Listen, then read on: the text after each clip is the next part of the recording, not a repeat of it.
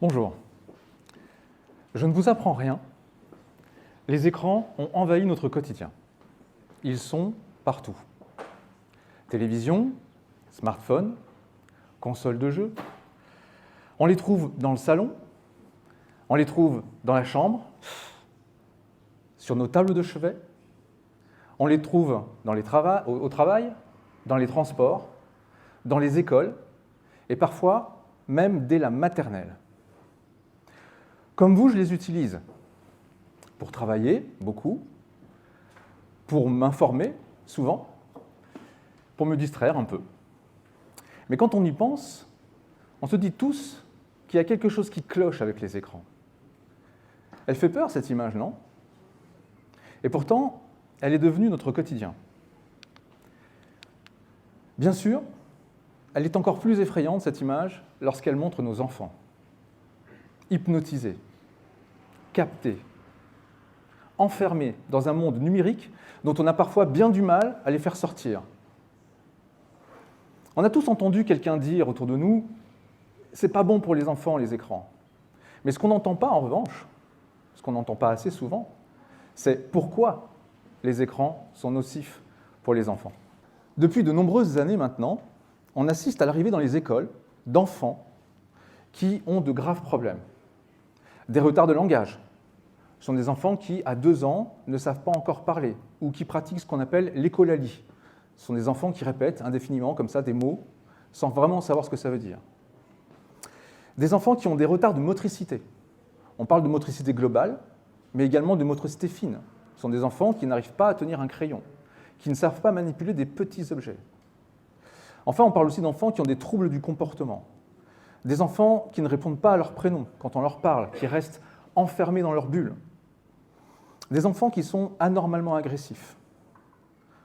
Ce sont des enfants intenables, pas du tout prêts pour rentrer à l'école. Et des parents qui sont complètement désarmés face à un phénomène qu'ils ne comprennent pas.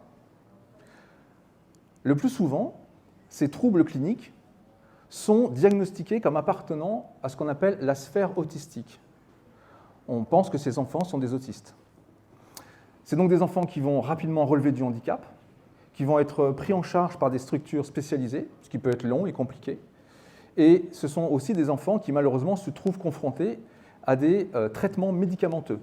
On a entendu parler de la Ritaline et de tous ces produits qui sont censés réguler les troubles, justement, de l'attention et les enfants hyperactifs. Mais au fil des consultations, certains spécialistes de santé ont trouvé un lien. Ces enfants sont tous, quasi tous, surexposés aux écrans. Et ils ne sont pas du tout autistes. Et il se trouve que de nombreuses études scientifiques leur donnent désormais raison. Des millions d'études, à vrai dire. Des études sérieuses, des études objectives, encore assez peu en France, malheureusement.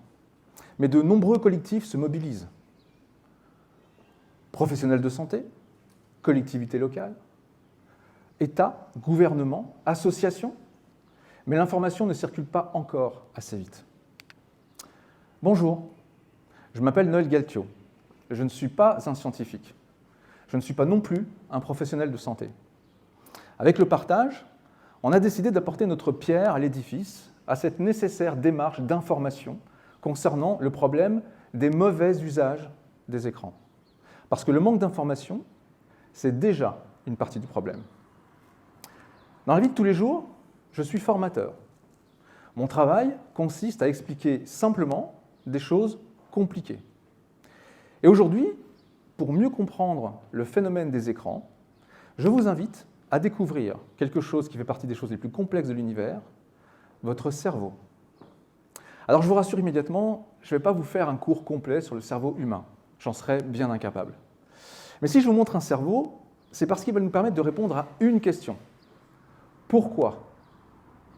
Pourquoi est-ce que nous sommes tous accros aux écrans ? Pourquoi est-ce que c'est dangereux ? Pourquoi est-ce que ça menace nos enfants, nos adolescents et nous-mêmes, les adultes ? Pourquoi la période de la petite enfance est si précieuse ? Comment tout ça fonctionne ? Et qui en tire profit ? Je vais vous parler d'apprentissage, je vais vous parler de plaisir, je vais vous parler de récompense, et on va même faire quelques petites expériences tous ensemble. Un joli programme, je suppose. Le cerveau humain est loin d'avoir livré tous ses mystères, mais les neurosciences font des progrès extraordinaires tous les jours grâce à l'imagerie médicale. Et les scientifiques en apprennent de plus en plus, un peu plus chaque jour, sur le fonctionnement de cet incroyable organe. Par exemple, on sait de sources sûres que nous utilisons bien tous 100% de notre cerveau, contrairement à la légende qui dit qu'on n'en utilise que 10%. On sait également que le cerveau humain n'est mature, il n'est adulte qu'à 25 ans. Et oui, dans cette salle, il y en a certains d'entre vous qui ont un cerveau qui n'est pas tout à fait fini. Enfin, on sait également, et c'est prouvé par la science, que nous ne pouvons pas faire plusieurs choses en même temps. Et oui, mesdames, vous non plus, vous ne pouvez pas faire plusieurs choses en même temps, même si je pense que parfois les messieurs apprécient de penser ça de temps en temps. Dans les années 1900, on a découvert un truc fascinant dans le fonctionnement du cerveau. C'est le circuit de la récompense. À chaque fois qu'on fait un truc bien pour nous, le cerveau nous envoie une petite molécule qui s'appelle la dopamine. Et la dopamine, ça nous donne du plaisir et ça nous pousse à reproduire l'action qui a conduit à la décharge de cette petite molécule de dopamine. Par exemple, le chocolat. On aime tous le chocolat. Et parfois, il suffit de penser à manger du chocolat pour recevoir notre petite dose de dopamine. Et la dopamine, le cerveau, il en raffole. Il est carrément accro à cette molécule. Plus on pense à quelque chose qu'on aime, et plus on fabrique de la dopamine, et plus on a envie de reproduire l'action qui a donné lieu à la production de cette sensation. Laissons un peu le cerveau de côté et intéressons-nous au cerveau des tout-petits. Le cerveau d'un bébé qui vient de naître n'est pas du tout terminé. En fait, il est à peine fini. Il ne représente que 25% du cerveau d'un adulte. Il possède déjà quasiment tous ses neurones, tous les neurones qui vont lui être utiles à l'âge adulte. Mais il n'a pas encore toutes les connexions entre ces neurones. Et ce sont ces connexions, pendant les 6 premières années de la vie, qui vont se créer, plusieurs centaines par seconde. Et ces connexions, ce sont ces connexions qui vont permettre les apprentissages. Ces connexions se spécialisent rapidement. Le cerveau consolide les connexions qui sont utilisées fréquemment et va, au contraire, délaisser les connexions qui ne sont pas utilisées. Et d'ailleurs, elles seront supprimées au bout d'un moment, ces connexions. On appelle ça l'élagage synaptique. C'est un gros mot, hein. En gros, il désherbe le jardin. Et ça va continuer jusqu'à la fin de la puberté environ. Et c'est ici que le problème commence avec les écrans. Mais vous allez me dire, c'est quoi le problème avec les écrans ? C'est super les écrans. Mon bébé, il adore ça. Je lui mets des tas de programmes éducatifs, il est super calme et il ne s'ennuie jamais. Peut-être que vous aussi, vous pensez ça. Peut-être que vous aussi, vous pensez bien faire en donnant une tablette ou un téléphone à votre jeune enfant ou à votre bébé. Mais c'est une terrible erreur. Vous faites ce que l'on appelle désormais de la technoférence. La technoférence, c'est un mot valise qui est un mélange entre technologie et interférence. Ça a été inventé en 2014, ce mot-là, et ça désigne toutes les interruptions quotidiennes dans les interactions humaines qui sont provoquées par les écrans. C'est cette technoférence qui est à l'œuvre à chaque fois qu'un parent détourne le regard de son enfant pour le plonger dans son portable. Pour bien grandir, un jeune enfant a besoin d'interactions sociales, humaines, riches et variées. Prenons le cas du langage. L'acquisition du langage est uniquement possible avec des interactions humaines. Des études démontrent que les écrans n'apprennent pas à parler. Les mots qui sont prononcés par un écran glissent sur le petit comme sur les plumes d'un canard, et ça ne veut absolument rien dire pour lui. Le cerveau, il est programmé pour répondre à des stimulus humains. Un sourire échangé, un regard, des mots. Mais des mots qui doivent être associés à des actes. Viens là, je te mets tes chaussures. Oh, regarde, un oiseau. Tu as chaud? Je vais t'enlever ton manteau. Ça permet au petit cerveau de comprendre la réalité qui l'entoure. Les réactions humaines, du papa ou de la maman, vont permettre au petit de se sécuriser et de se développer correctement. C'est indispensable à son bien-être. Alors, c'est vrai qu'on a oublié de demander de couper les portables avant de démarrer. Alors, ce que je viens de vous dire, c'est bien. Le savoir, c'est une chose. Le savoir, c'est une chose. Mais le voir, c'en est une autre. Pour vous montrer la puissance de ce phénomène, on parle des interactions humaines, prenons quelques minutes pour regarder ensemble une expérience qui date de 1970, bien avant l'arrivée des écrans dans notre vie. Bon, il y avait la télé déjà. C'est une expérience qui a été réalisée par un psychologue, le docteur Edward Tronick, qui voulait montrer les phénomènes d'attachement et de sécurisation des tout-petits. Alors je vous préviens, c'est un petit peu dur à regarder, mais gardez ça en tête, ça ne devrait pas être trop dur, on en reparlera. Vous avez ici une maman qui interagit avec son bébé. Elle lui parle, elle lui sourit, et le bébé répond, bien entendu.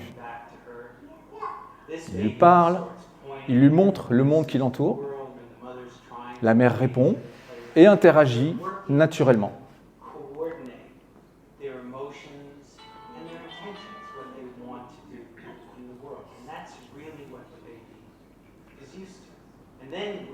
Soudainement, la maman se détourne de son enfant et va lui présenter un visage inerte. Le bébé, très rapidement, se rend compte que quelque chose ne va pas.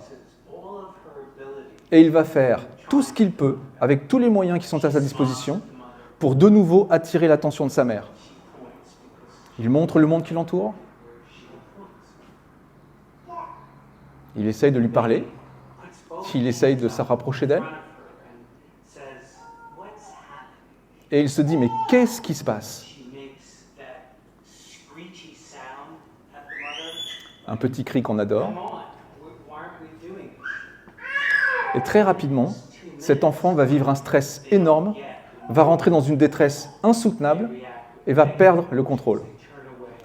Là, il est en train de chercher l'attention ailleurs, parce que sa mère ne répond plus.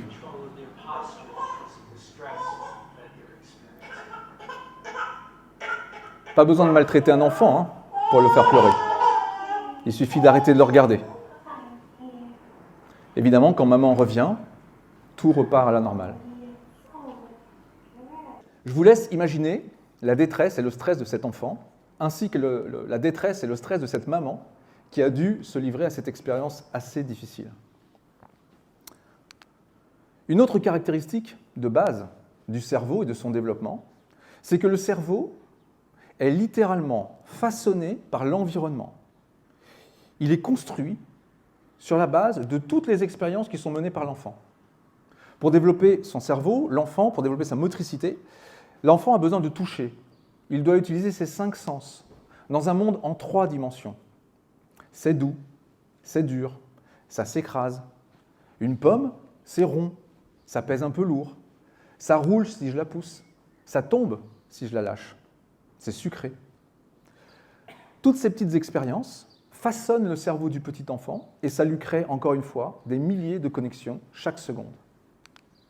Évidemment, l'expérience est très différente s'il fait tout ça sur un écran.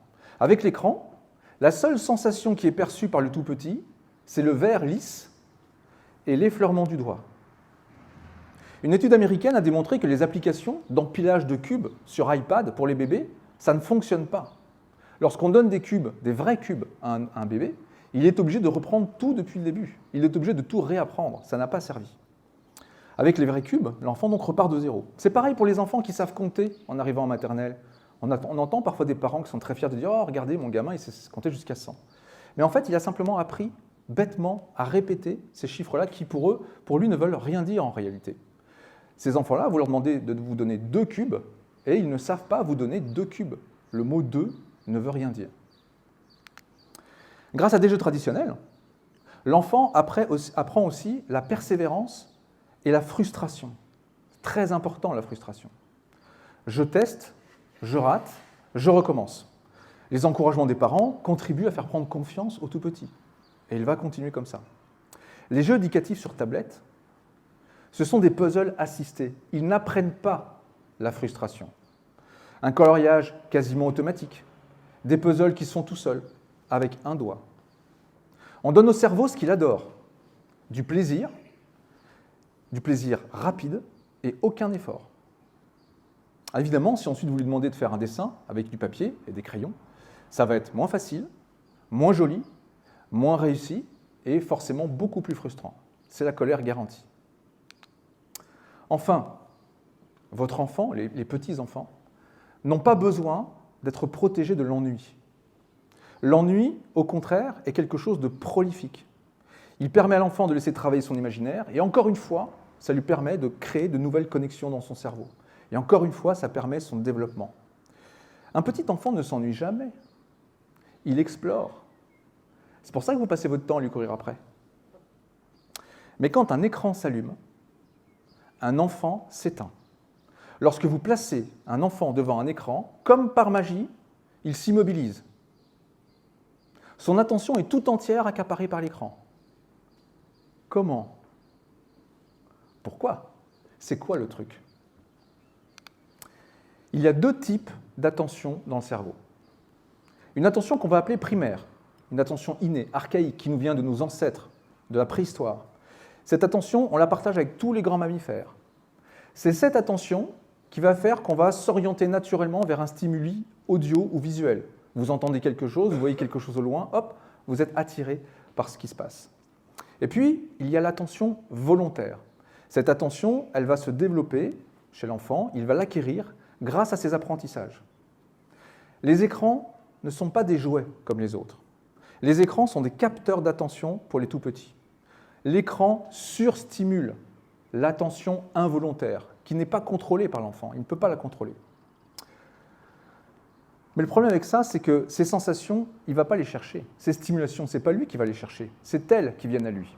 Et elles le submergent dans une véritable avalanche qu'il est incapable de contrôler. Et ça le plonge dans un état qu'on connaît tous, cet état hypnotique que vous voyez lorsqu'un enfant est posé devant une télévision. Et le pire, c'est qu'il adore ça. Son cerveau adore ça. Avant 6 ans, les écrans sont toxiques pour les enfants. C'est pas moi qui le dis, hein. Enfin si, je le dis aussi. Mais c'est les mots d'un député lors de la seconde séance à l'Assemblée nationale de mars 2023. C'est tout neuf, c'est tout récent, ça vient de sortir. On y étudie en ce moment même une loi qui concerne la surexposition aux écrans pour les tout-petits. Si vous devez garder une information aujourd'hui en tête, une seule, avant 6 ans, les écrans sont totalement inutiles pour le développement des enfants. Pire, c'est du poison. Chaque minute passée devant un écran, c'est des apprentissages qui seront d'autant plus compliqués, voire impossibles à acquérir. Mieux vaut tard que jamais. Tous ces phénomènes commencent à être très sérieusement pris en compte. Le Haut Conseil de la famille, de l'enfance et de l'âge a publié un rapport en mars 2023, encore une fois, c'est récent, qui dit, je cite, et là je vais lire mon écran, « De nombreuses études ont montré les effets néfastes des écrans sur la santé mentale de l'enfant. Si les effets délétères des écrans sur la santé mentale de l'enfant font consensus, c'est-à-dire on est tous d'accord, il ne s'agit pas tant d'incriminer les écrans, ce n'est pas trop les écrans le problème, que le temps passé par les enfants à utiliser ces appareils. Le problème, il est là. Du côté de l'État et des collectivités, ça bouge également. L'Académie des sciences a publié un appel à la vigilance. C'est un document extraordinaire que je vous invite à lire. C'est une analyse claire et dépassionnée du problème. Le rapport du gouvernement sur les 1000 premiers jours est un document qui explique très bien la nécessité des interactions humaines avec les tout-petits. Ça explique l'effet délétère et c'est vraiment très très bien rédigé. Enfin, tout récemment, comme je vous le disais, il y a une proposition de loi qui vise à mettre en œuvre une politique de prévention des risques liés à l'exposition des enfants de moins de 6 ans pour, et je cite, « prendre en compte des risques qui sont maintenant clairement identifiés ». Ok, mais alors, après 6 ans, les écrans, c'est bon ou c'est pas bon? C'est compliqué. Il y a d'autres problèmes qui surviennent. Bien entendu, on ne va pas ici diaboliser les écrans et les nouvelles technologies. On sait tous à quel point ça a bouleversé nos vies, dans le travail, dans la science, dans l'éducation. Moi-même, si vous m'enlevez mes outils, mes écrans, je serais très embêté pour travailler, pour faire tout ce que j'ai à faire tous les jours. Ce dont on va parler ici, c'est de l'utilisation qui en est faite, et plus précisément du temps passé sur ces écrans. Et on parle des écrans récréatifs, c'est-à-dire que je parle du temps que je passe pour mes loisirs, pas forcément pour travailler. Quand on parle de temps excessif, on parle de quoi exactement?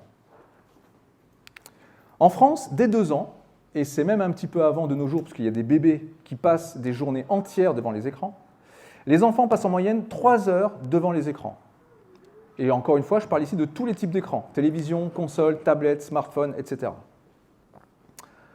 Entre 6 et 12 ans, le temps passe à 4h45. Et entre 13 et 18 ans, ça grimpe à 6h45.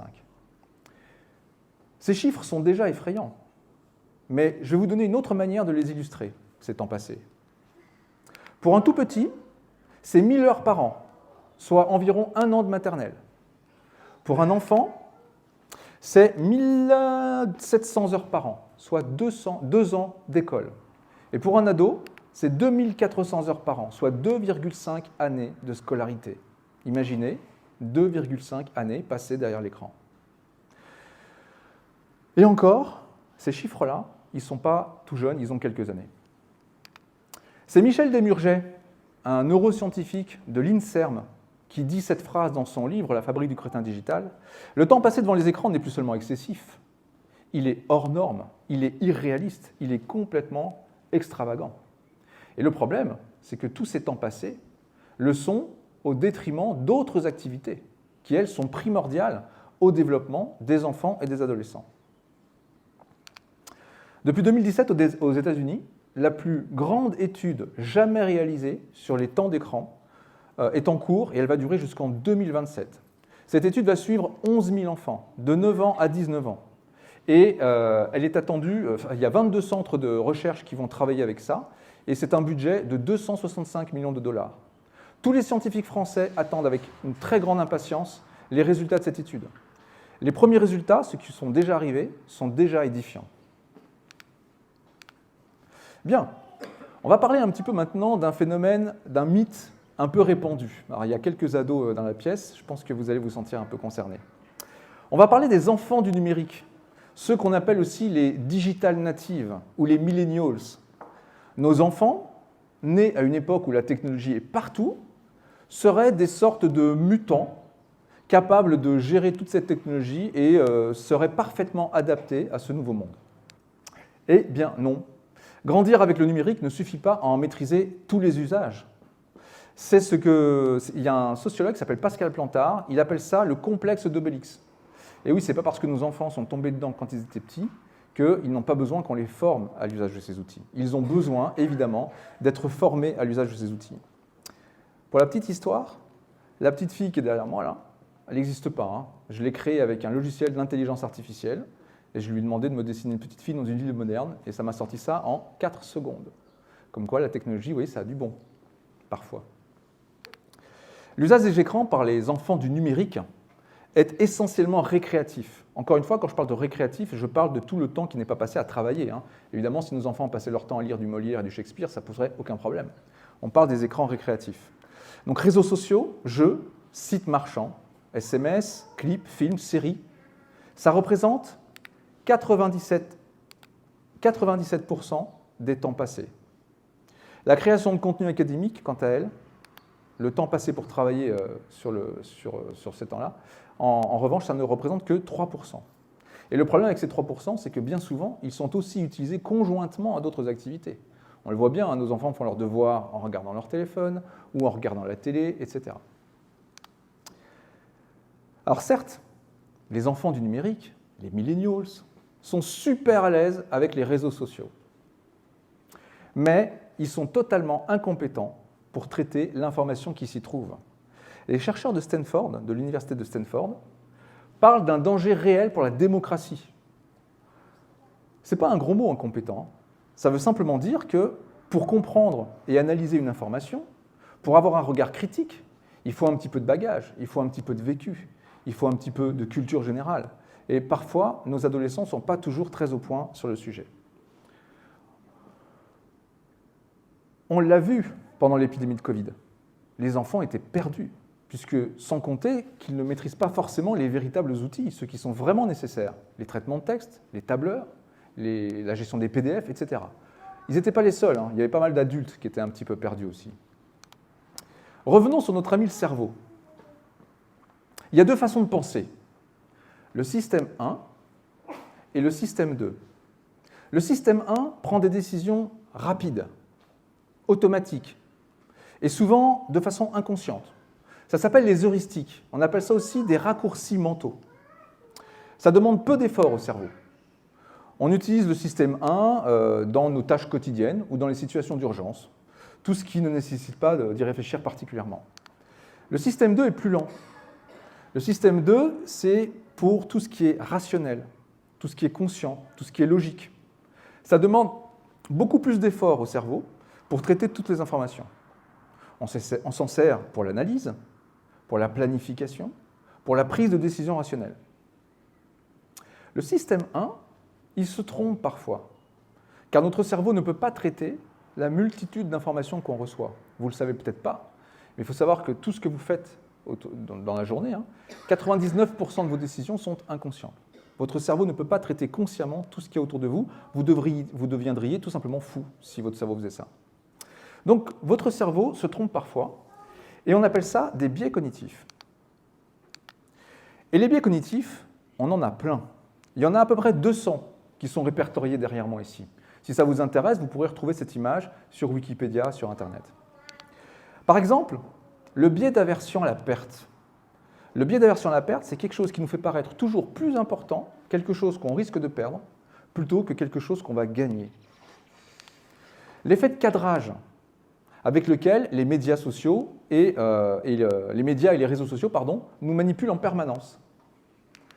Le biais de croyance, qui renforce naturellement ce en quoi on croit déjà, et qui va nous pousser à donner plus de valeur à une information qui va dans notre sens.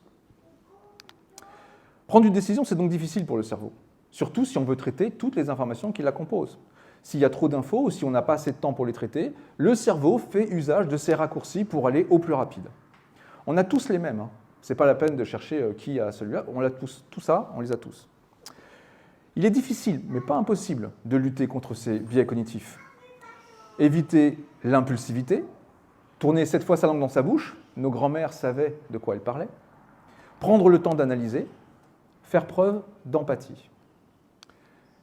Pour vous réveiller, je vais vous proposer une petite expérience pour vous montrer comment le cerveau peut vous tromper. On la connaît tous, cette illusion. Vous le savez que les 3 traits ont la même longueur. Mais pourtant, votre cerveau vous montre le contraire. Ça, c'est le résultat du système 1, le calcul rapide, sans réfléchir. Et vous voyez la puissance de ce truc-là. Vous avez beau le savoir que les 3 lignes ont la même longueur, vous continuez à les voir avec des longueurs différentes. Je vois que certains d'entre vous sont sceptiques. Vous ne me croyez pas? Et pourtant, je vois que vous aimez ça. On va faire une autre expérience.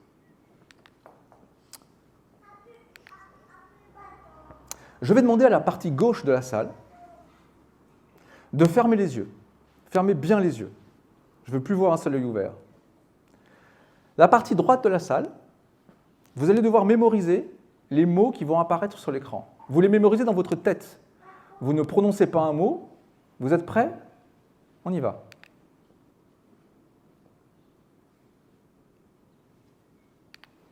OK.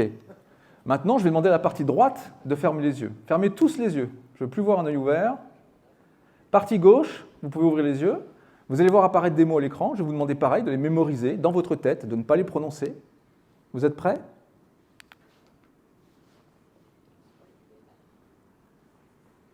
Tricheuse. OK. Maintenant, tout le monde ouvre les yeux et prononce le mot qui vient d'apparaître à l'écran.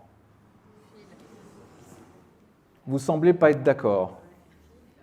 Manifestement, vous n'avez pas vu la même chose. Je vous ai manipulé. J'ai utilisé ce qu'on appelle le biais de cadrage. Ce biais de cadrage m'a permis de vous faire penser exactement ce que je voulais. C'est ici un exemple très simple, mais le biais de cadrage, on peut l'utiliser dans plein d'autres circonstances. Alors pour la petite histoire, la partie droite de la salle a vu des mots qui étaient du contexte de la couture. Couture, fil, laine, aiguille, etc.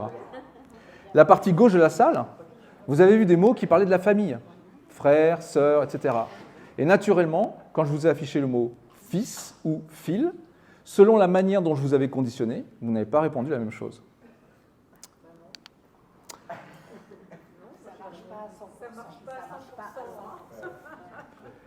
Il y a certains cerveaux d'exception qui parfois ne se laissent pas berner. Et il y en a qui ont triché. Notre cerveau n'est donc pas infaillible.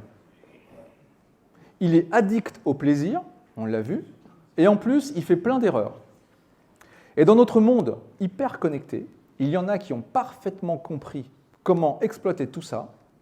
Ce sont les réseaux sociaux. Alors rendons à César ce qui est à César. Les réseaux sociaux, fondamentalement, ne sont pas mauvais. Un tissu social, c'est un regroupement de personnes qui partagent les mêmes centres d'intérêt. C'est quelque chose qui répond à un besoin fondamental de l'être humain, appartenir à un groupe. Nous sommes des créatures sociales. La famille, les amis, les membres d'une même classe, au collège ou à la fac, les copains du boulot, les copains du train, autant de réseaux avec lesquels on échange tous les jours. Mais ici, c'est plutôt de réseau social numérique dont on va parler. C'est une meilleure définition pour Facebook, Instagram, etc. Il y a deux principaux problèmes avec les réseaux sociaux. Le temps qu'on y passe, volontairement ou involontairement, et surtout involontairement, et les effets psychologiques et mentaux de ces réseaux sociaux sur les utilisateurs, et notamment sur les plus jeunes. Rappelons un détail important. Pardon. Les réseaux sociaux sont interdits aux enfants de moins de 13 ans. Après 13 ans, c'est aux parents d'accorder l'autorisation. À 15 ans, un ado peut s'inscrire tout seul sur un réseau social. Mais savez-vous que la limite de 13 ans ne repousse sur aucune étude médicale? C'est quelque chose qui nous provient d'une loi américaine qui a été faite en 1998, au début d'Internet. Cette loi était là pour protéger les enfants, déjà, contre la publicité. Mais 1998, c'est la préhistoire par rapport aux réseaux sociaux. Facebook a été créé en 2006, Instagram en 2010, YouTube en 2011 et TikTok en 2018. C'est pas pour rien que les professionnels de santé veulent rehausser cet âge pour le mettre à 15 ans. En plus, ça contredit carrément aux dispositions du fameux RGPD. Vous avez entendu parler de ça? Le RGPD, c'est le règlement pour la protection des données personnelles. Normalement, un enfant de moins de 16 ans n'a pas le droit de divulguer ses données personnelles sur Internet. Pourtant, si un parent l'y autorise, dès 13 ans, il peut se créer un compte sur les réseaux sociaux, et vous savez tous que les enfants savent être parfaitement persuasifs. Mais le problème est encore un peu plus grave qu'on ne le pense. Une récente consultation publique de la CNIL a démontré récemment que les premières inscriptions à un réseau social intervenaient dès 8 ans et demi. Et là, on peut se demander que fait la police. On va parler un peu de la mécanique des réseaux sociaux. Comment ça marche? Comment est-ce qu'ils gagnent de l'argent? Et puis, quand on parle d'argent, on parle de combien? Les réseaux sociaux produisent plus de richesses que n'importe quelle industrie dans toute l'histoire de l'humanité. Vous pouvez vérifier, hein, tout ce que je vous dis est vrai. Juste un exemple. Facebook revendique 3 milliards d'utilisateurs. Chaque utilisateur rapporte à Facebook 11 $ par an, soit la bagatelle de 33 milliards chaque année. Et pour la petite histoire, Meta, qui est la maison mère de Facebook, possède également Instagram, WhatsApp et Messenger. Et donc vous rajoutez 3 milliards d'utilisateurs. J'en vois certains qui froncent les sourcils. Mais ils ont raison, moi aussi d'ailleurs. Mais Facebook, c'est gratuit, non? D'où il vient cet argent? Si c'est gratuit, c'est que c'est vous le produit. Vous l'avez entendu cette phrase, on l'a tous entendu. Ce que nous donnons aux réseaux sociaux, c'est notre attention. Et il faut savoir une chose, c'est que l'attention est devenue la ressource naturelle gratuite la plus rentable de tous les temps. Et ce qu'on leur donne également, ce sont nos données personnelles. Les réseaux sociaux utilisent des algorithmes qui sont parmi les plus perfectionnés au monde en intelligence artificielle et en analyse du comportement humain. Ça s'appelle la captologie. La captologie, c'est quelque chose qui est né en 1996, et son papa, B.J. Fogg, a publié un bouquin là-dessus. Le bouquin s'appelle « Utiliser les ordinateurs pour changer ce que nous pensons et ce que nous faisons ». Tout est dit. Ce livre est la Bible de toutes les entreprises de la high-tech qui développent les réseaux sociaux. Vous pouvez l'acheter, hein, il est en vente libre. Mais j'entends déjà des personnes se dire dans la salle, j'ai une bonne oreille, hein, vous avez remarqué, mais mon compte, il est privé. Je ne partage pas des informations avec tout le monde, je fais attention. Mais vos données personnelles, ça n'est pas que votre nom, ça n'est pas que votre adresse email, ça n'est pas que vos photos. À chaque fois que vous faites un j'aime, à chaque fois que vous cliquez sur un sourire, sur un visage pas content ou sur un visage qui pleure, vous envoyez une information. Les réseaux savent absolument tout de vos agissements. Combien de temps vous avez regardé une vidéo? Quel type de vidéo? Est-ce que vous l'avez regardée en entier ou pas? Sur quel type de contenu vous cliquez? Sur quelle pub? C'est de l'or pur pour les réseaux sociaux. Ça s'appelle le ciblage comportemental. Quand on sait ce que vous aimez, on est capable de vous donner la pub qui va vous faire plaisir et on est capable même de prédire vos comportements.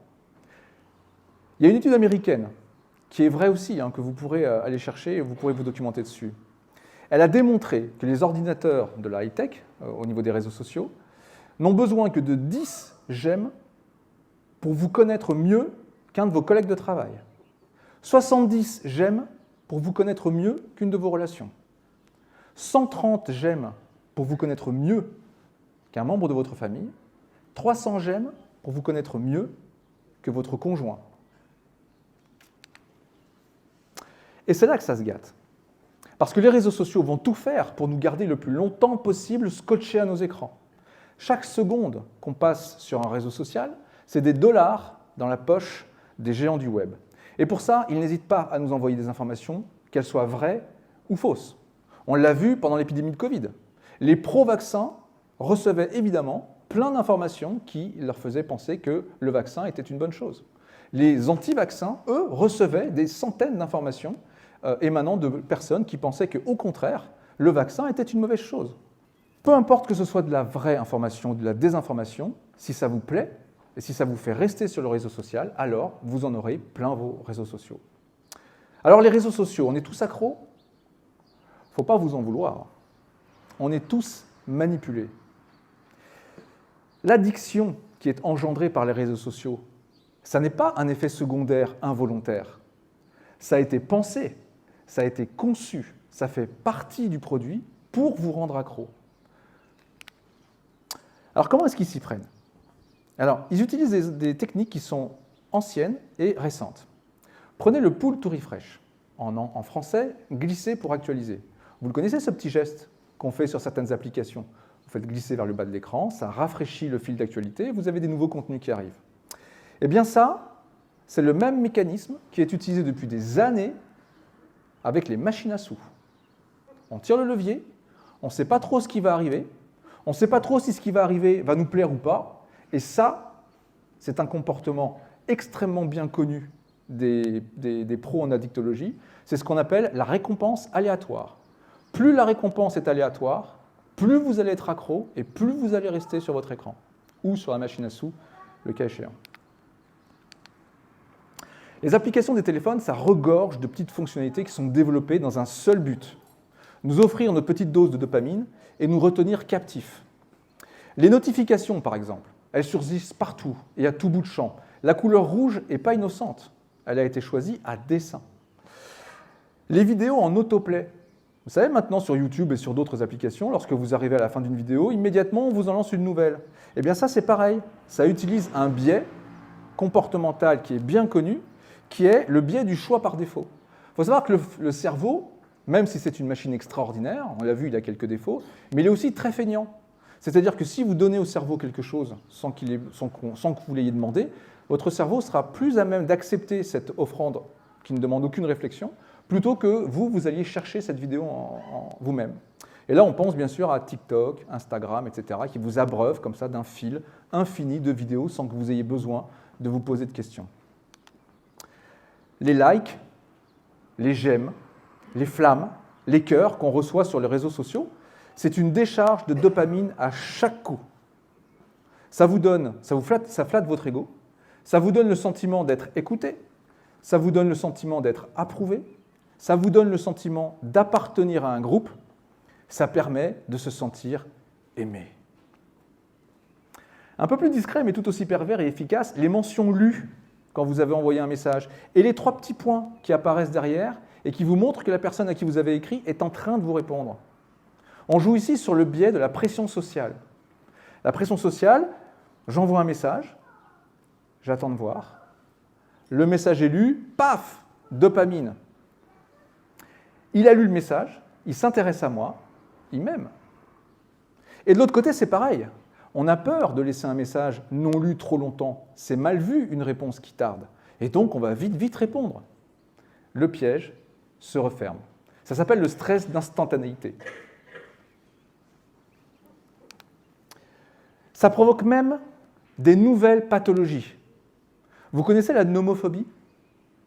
La nomophobie, c'est la peur de se retrouver soudainement privé de son téléphone, devenu une véritable extension de nous-mêmes. Ça génère de l'anxiété et ça génère des troubles du comportement. Bien visible si vous tentez d'enlever son téléphone à votre ado. Et la FOMO, Fear of Missing Out, ou en bon français, la peur de rater quelque chose. Ça pousse les utilisateurs à vérifier de manière frénétique et compulsive leur téléphone en permanence, et même s'ils n'ont pas reçu de notification. Les utilisateurs chroniques peuvent consulter parfois leur téléphone plus de 200 fois par jour.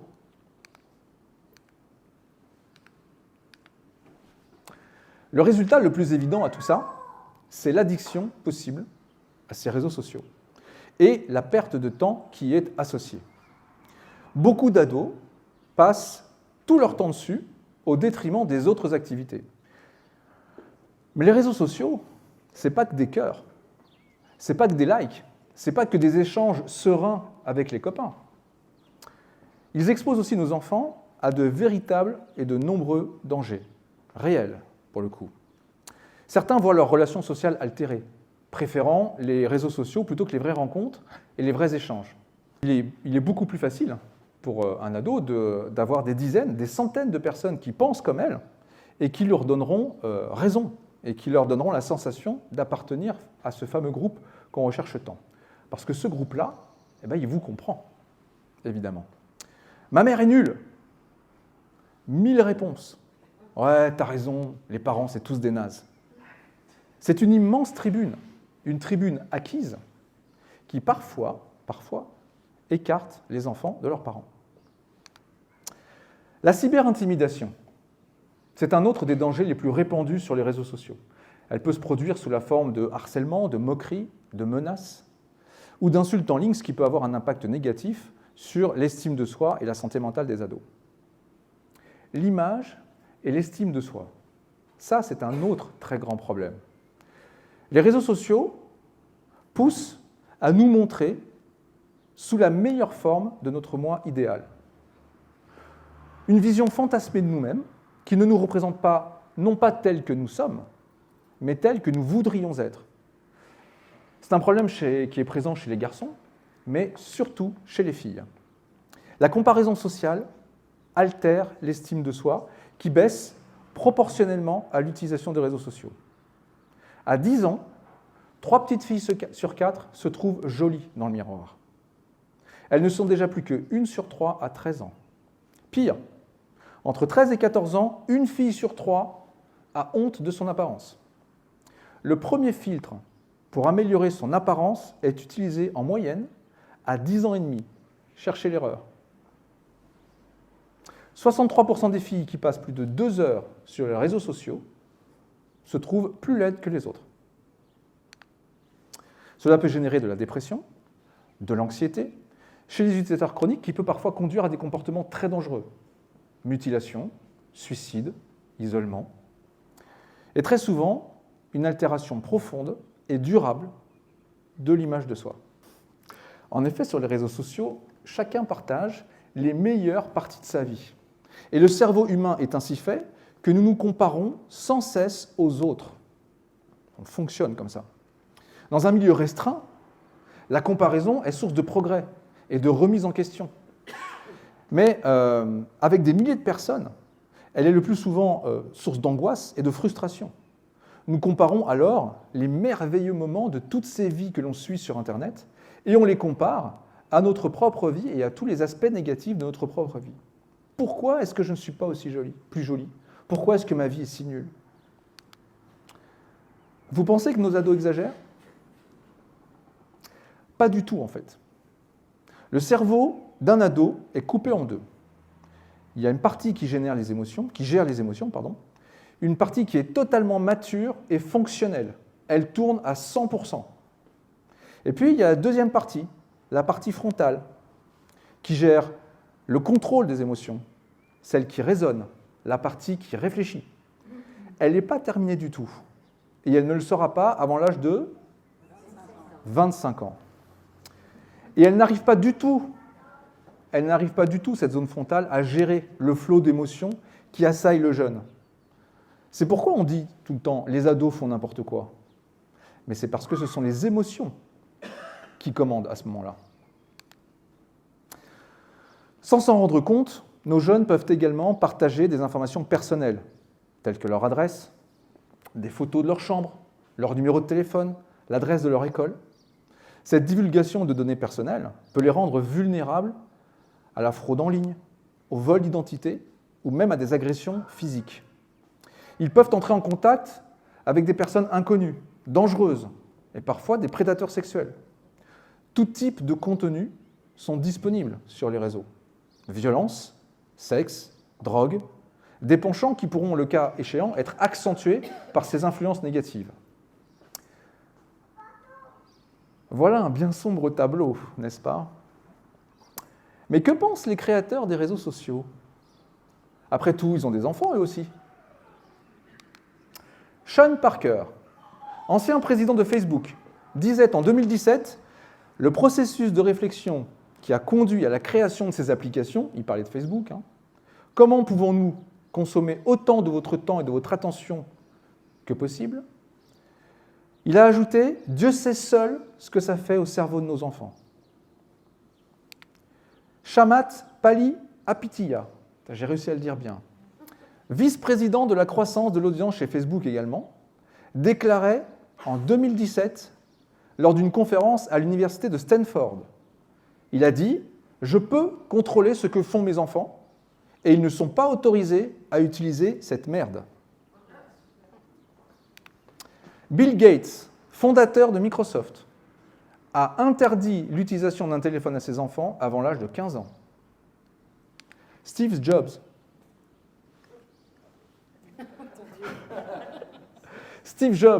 a interdit l'utilisation de l'iPad à ses enfants. Ses enfants ne sont pas autorisés à utiliser le produit qu'il a lui-même créé. Il disait « Nous limitons la quantité de technologie que nos enfants utilisent à la maison ». Luc Julia, un Français, le papa de Siri, confie que, dans la Silicon Valley, tous les enfants des patrons de la high-tech n'ont pas accès au réseau, ni aux écrans, et qu'ils vont dans des écoles spécialisées sans ordinateur. Si les parents de la Silicon Valley sont si prudents, c'est pour de bonnes raisons. Ce n'est pas pour rien que les cadres et ingénieurs de la Silicon Valley inscrivent leurs enfants dans des écoles Waldorf, sans technologie. Pour la petite histoire, il est français, le directeur de l'école Waldorf. Par exemple, les fondateurs de Google, Sergey Brin et Larry Page, Jeff Bezos, le patron d'Amazon, Jimmy Wall, le patron de Wikipédia, toutes ces personnes sont allées dans des écoles sans technologie. Et moi, j'ai juste envie de dire, sans commentaire. Si certains sont encore en poste, d'autres ont quitté ces industries et sont aujourd'hui des repentis qui tentent de lutter contre leurs propres inventions. Par exemple, savez-vous qui est Asia Raskin? Asia Raskin, c'est l'inventeur de l'infinite scroll, le défilement infini. Vous savez, avant, quand on était sur Internet, qu'on naviguait sur le web, on arrivait sur une page, et pour aller, quand on faisait défiler la page jusqu'en bas, il y avait un petit bouton, page suivante. Pareil, quand on lisait un flot d'articles, on lisait quelques articles, et il fallait cliquer sur un bouton pour accéder à la liste d'articles suivante. Grâce à l'infinite scroll, c'est fini. Vous êtes abreuvé en permanence d'un fil d'actualité infini. C'est comme si vous mangiez votre soupe dans un bol sans fond qui était rempli par le bas. Ça ne s'arrête jamais. Il a calculé combien de temps son invention avait fait perdre à l'humanité.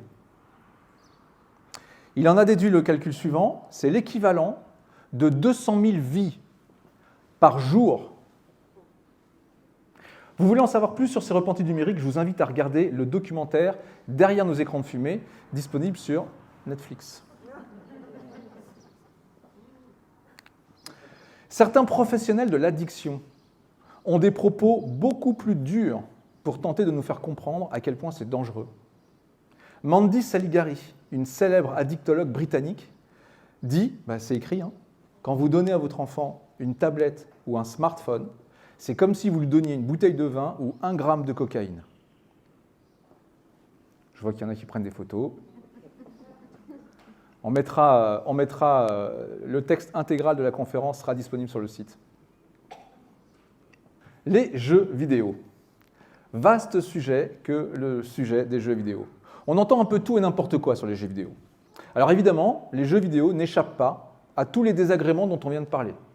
Temps excessif, qui vient grignoter sur le reste, troubles du sommeil, troubles de socialisation, dépendance, etc. Il faut noter que l'Organisation mondiale de la santé, l'OMS, a reconnu comme trouble pathologique réel l'addiction aux jeux vidéo. Ça s'appelle le gaming disorder. Ça a été reconnu comme une véritable pathologie à l'été 2018. Cependant, comme pour tous les autres usages numériques, que ce soit en termes d'utilisation et de contenu, et même surtout de contenu, il faut faire preuve de bon sens. Pour les jeux vidéo, la première chose à prendre en compte, quand il s'agit des jeux vidéo, c'est de respecter la signalétique et les âges prescrits. Ça paraît évident, mais de nombreux parents laissent leurs enfants jouer à des jeux qui ne sont absolument pas adaptés. « Ouais, mais tu sais, mon copain, il y joue, alors moi aussi, je peux y jouer. » Certains jeux vidéo donnent accès à des contenus violents, voire ultra-violents, sexuels, voire ultra-sexuels, effrayants, voire ultra-effrayants. Le respect des âges est ici primordial. Il est important que les parents respectent les étiquettes et surtout qu'ils se documentent un minimum sur le contenu de ces jeux avant de laisser leurs enfants jouer avec. Le docteur Olivier Révol, chef de service de psychopathologie du développement de l'enfant au CHU de Lyon, m'embête cette télécommande, parle d'un jeu qui fait fureur parmi nos enfants, Fortnite. Il a dit « Je n'ai jamais vu un jeu aussi addictogène que celui-là. Fortnite, c'est un jeu parfait pour rater une année scolaire. » C'est un jeu interdit aux moins de 12 ans, Fortnite. Les enfants sont scotchés à ce jeu. C'est super beau, c'est addictif. Et c'est aussi un petit peu... Ah oui, alors ça utilise tous les petits systèmes dont je vous ai parlé tout à l'heure, tout ce qui vous permet de rester accro dessus. Mais c'est aussi quelque chose de plutôt violent. Alors s'il y a des enfants de moins de 12 ans dans la salle, je vais vous inviter à fermer les yeux. Il n'y a pas de son. Alors là, vous ne rêvez pas. Vous êtes bel et bien en train de voir deux personnages qui sont en train de tuer un troisième personnage à coups de pioche pour donc le tuer et lui voler ses biens. Et nos enfants peuvent jouer à ça dès 12 ans. Et souvent avant. Un autre jeu pour lequel je ne vous montrerai pas d'image, c'est GTA V. Sans aucun doute, l'un des jeux les plus violents auxquels s'adonnent nos enfants. Interdit aux moins de 17 ans en France, moins de 18 ans aux États-Unis. C'est un mélange de sexe, de drogue et d'ultra-violence, dans lequel on passe ses journées à violer et à tuer tout ce qui bouge. Dans ce jeu, on peut tout aussi bien piloter un tank en pleine rue ou décider d'aller tuer une prostituée à coups de marteau. Je vous laisse imaginer l'impact que ce type de jeu a sur le cerveau d'un adolescent en construction. Alors bien sûr, tous les enfants qui jouent aux jeux vidéo ne deviennent pas des monstres. Mais il est évident que si on laisse un gamin jouer à ce genre de choses toute la journée, c'est pas très étonnant, il y a de gros risques qu'une certaine forme d'agressivité survienne dans la vraie vie. Il faut se rappeler d'une chose importante, c'est que l'enfant imite pour grandir. Dans un registre plus léger, il y a tous ces petits jeux qui ont envahi les smartphones, les Candy Crush et autres Battle Match, Royal Match.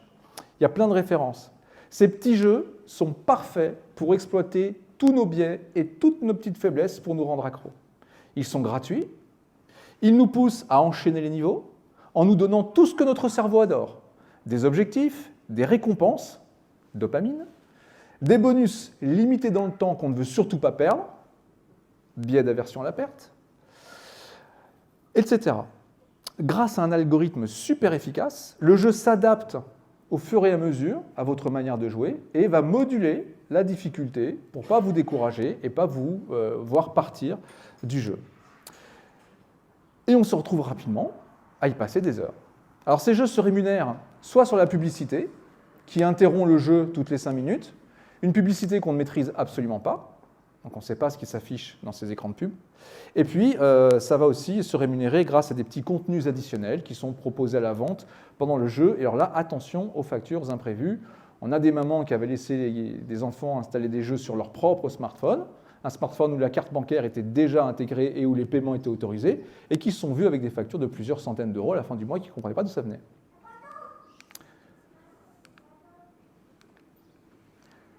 J'ai dû choisir les thèmes à développer dans cette conférence, car on n'a pas assez de temps pour aborder tous les sujets. Ce que nous pourrons faire, par contre, dans le débat qui va suivre. Mais on peut quand même parler rapidement des problèmes de sommeil et des problèmes d'endormissement. Vous avez tous entendu parler de la lumière bleue émise par les écrans et qui perturbe la production de la mélatonine, cette hormone qu'on appelle l'hormone du sommeil. Le sommeil, c'est super important. Si on touche au sommeil, on touche à tout. La croissance, la maturation cérébrale, le développement et la préservation des capacités cognitives. On sait que les écrans sont une des premières causes du déficit de sommeil chez les jeunes et de certains adultes. Les problèmes de vue et de l'épidémie de myopisme qui frappe le monde entier. Et c'est normal. À force de regarder un écran à quelques centimètres, nos yeux n'ont plus besoin de regarder au loin et donc perdent la faculté d'accommodation. Et donc, ça fait des myopes. Ou encore, les problèmes liés à la sédentarité, qui s'installent parallèlement à une addiction aux écrans.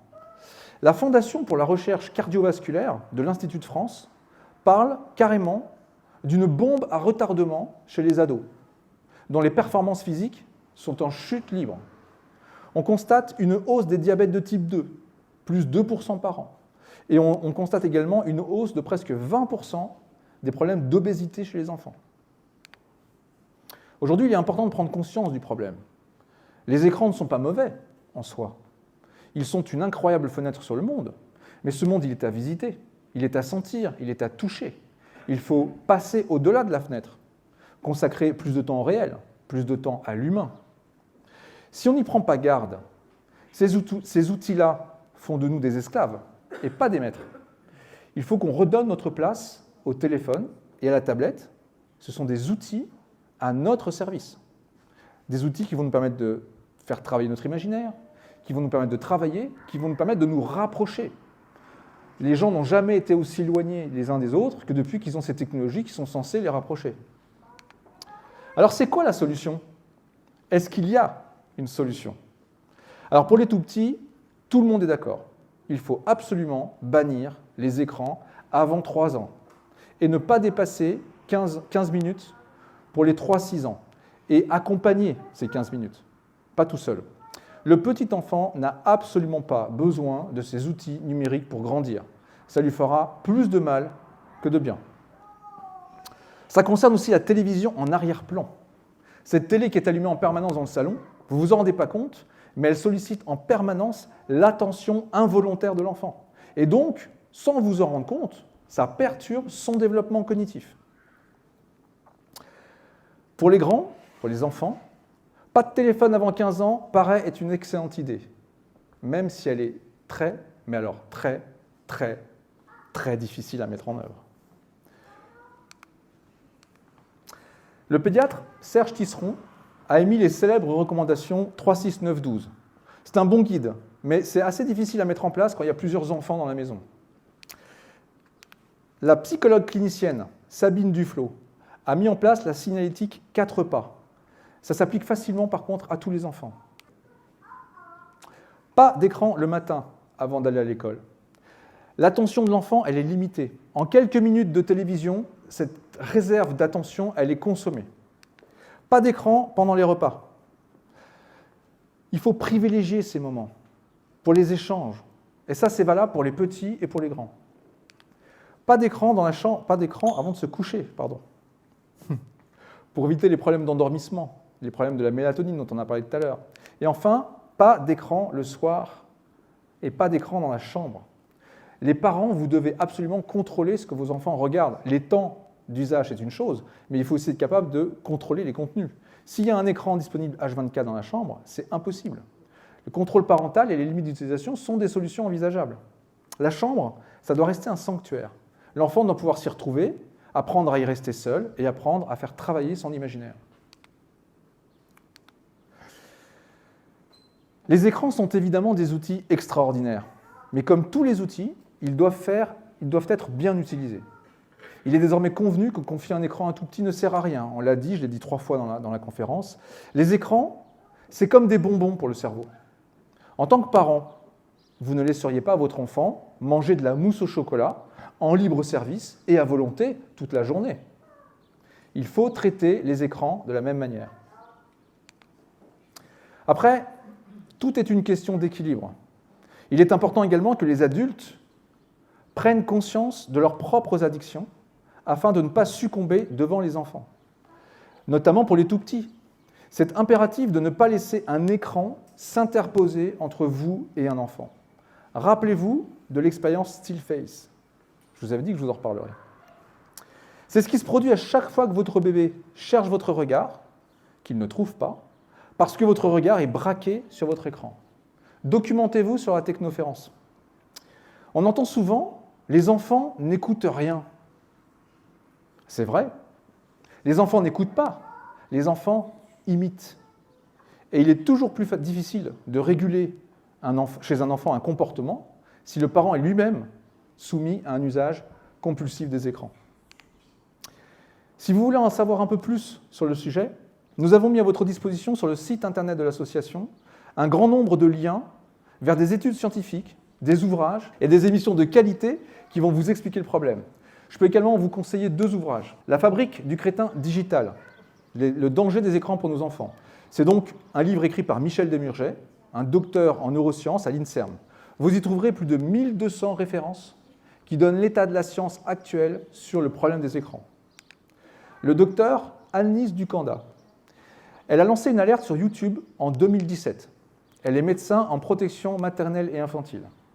Elle a rapidement fait le lien entre les problèmes de comportement et des enfants qu'elle recevait avec la surexposition des écrans.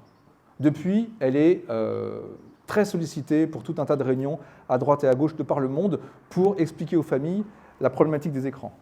Elle a écrit un livre que je vous recommande, qui est ici, « Les tout-petits face aux écrans, l'épidémie silencieuse ». Enfin, dans la presse récente, je vous conseille ces 2 articles qui mettent l'accent sur les difficultés de nos ados dans l'usage compulsif et problématique des réseaux sociaux. Vous pourrez consulter ces articles ainsi que d'autres documents sur la table qui est mise à votre disposition à l'entrée de la salle. Après quelques minutes de pause, il faut absolument que j'aille voir combien j'ai de notifications sur mes réseaux sociaux. Je vous propose ensuite un débat et donc d'échanger avec vous sur le sujet. Je vous remercie.